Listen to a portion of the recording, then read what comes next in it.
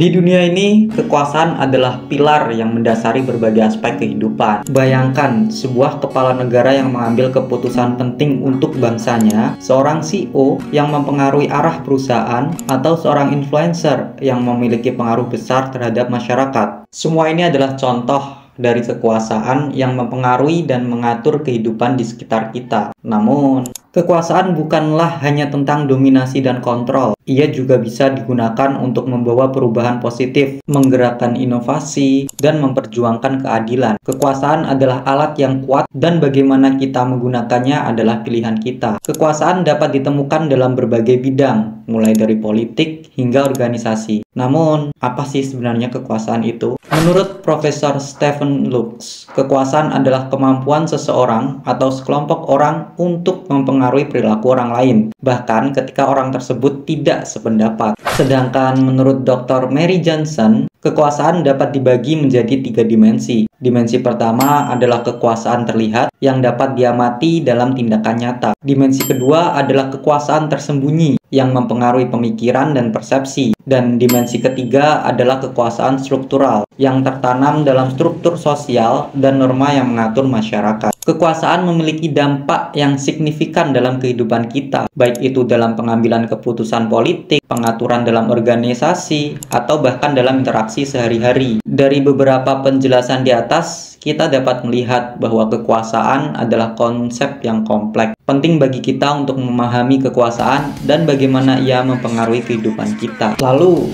bagaimana pendapat kalian soal kekuasaan?